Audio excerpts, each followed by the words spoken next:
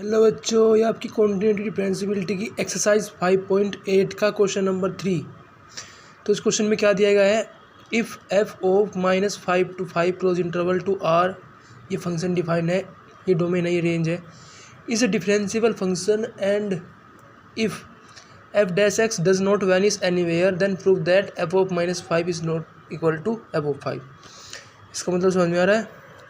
देखिए Rolle's theorem का application है क्वेश्चन। देखिए इसमें F dash X is does not vanish anywhere, इसका मतलब है कि F dash X is not equal to zero. इस लाइन का मतलब ये है कि ये कभी ज़ीरो नहीं होगा। ठीक है, सबसे पहले हम रोलिंस थ्योरम की बात करते हैं। हमारी रोलिंस थ्योरम क्या बोलती है? रोलिंस थ्योरम बोलती है हमारी, देखिए मैंने क्वेश्चन नंबर 1 में भी लिखवाया है आपके। रोलिंस थ्योरम क्या स्टेट करती है?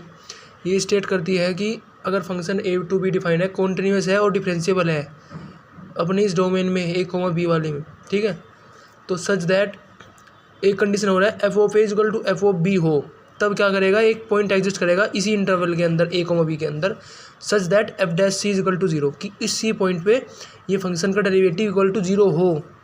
ठीक है, तो ये होता है हमारा कि अगर फंक्शन डिफाइंड है ए टू बी और ये कॉन्टीन्यूअस भी है और डिफरेंशिएबल भी है, ठीक है, ए कोमा बी के अंदर, और इस पर एक कॉन्टीन्यूअस भी है, तो एक और कंडीशन क्या दी गई है इसके लिए? कंडीशन और होती है क्या कि F of A should be equal to F of B. तभी हम उसमें रोलिंस थ्योरम अप्लाई कर सकते हैं, तभी हम ये स्टेट कर सकते हैं कि एक सी पॉइंट होगा जो बिलोंग करेगा ए कोमा बी के बीच, and F such that F dash C is equal to zero होगा। ये लाइन तभी हो सकती है जब ये तीन कंडीशन हो, कंटिन्यूस हो, डिफरेंशिएबल हो और F of A equal to F of B हो, तब हम बोल सकते हैं कि एक सी पॉइंट एग्जिस्ट करेगा इस इंटरवल में such that F dash C is equal to zero.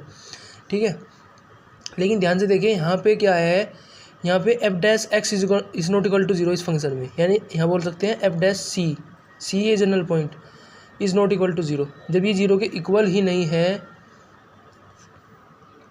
इसका मतलब ये इसमें कंडीशन नहीं लग रही है, ये इक्वल टू ज़ीरो नहीं हो रहा है कहीं भी, इसका मतलब ये इसका कन्वर्स भी नहीं हो सकता।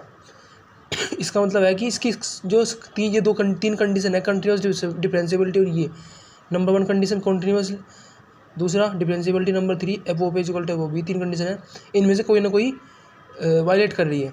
देखिए इसने डिफरेंशिएबल फंक्शन दिया है पहले ही, हमें पता है अगर कोई फंक्शन डिफरेंशिएबल है तो वो कॉन्टिन्यूस भी होगा, तो इसका मतलब है ये फंक्शन कॉन्टिन्यूस भी है और डिफरेंशिएबल भी है। ठीक है, तो किस चीज़ की कमी की वजह से कि ये एफ ऑफ -5 और एफ ऑफ 5 ही इक्वल नहीं है, किस वजह से नहीं, किस चीज़ मतलब किस चीज़ की कमी की वजह से ये ऐसा है, तो वो है F of A is not equal to F of B होगा। सिंपल सी बात है ना, तीन कंडीशन होती है इसकी, बिकॉज ये क्यों होगा, क्योंकि इसमें F dash C is not equal to zero दिया हुआ है, जबकि इसकी क्या होता है रोलिंस थ्योरम में F dash C is equal to zero होता है, ये कंडीशन होती है इसकी। लेकिन यहाँ पे एफ डैश सी लिखा है ना, डज नॉट वैनिश एनीवेयर, इसका मतलब ये है कि F dash C is not equal to zero, तो हम कह सकते हैं कि F of -5 is not equal to F of 5।